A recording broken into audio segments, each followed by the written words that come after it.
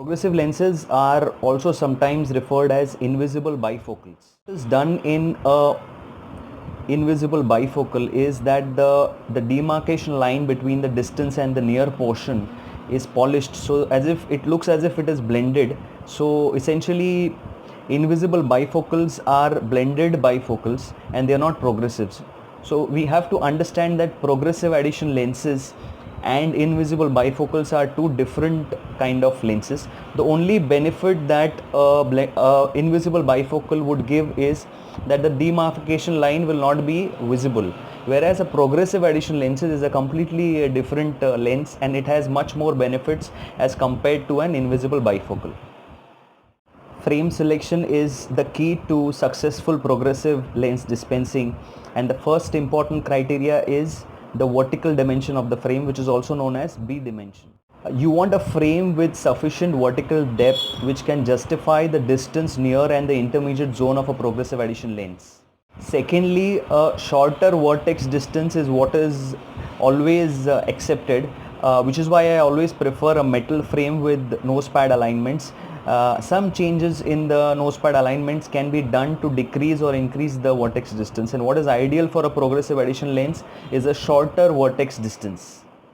And the third most important part of selecting a frame is a decent pantoscopic tilt. A pantoscopic tilt of 10 to 12 degrees is great for a progressive addition lens. So these three important points are extremely critical for frame selection. First is the vertical depth, the second part is the shorter vertex distance, and the third part is the pantoscopic tilt. We need to remember this because frame selection is extremely critical before we give any progressive addition lens.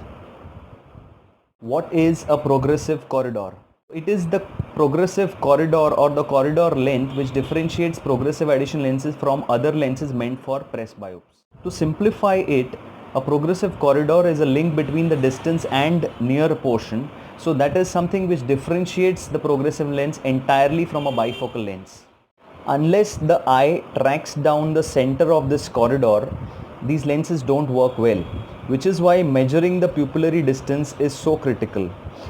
We expect a pupillary distance to be measured in form of monocular PDs.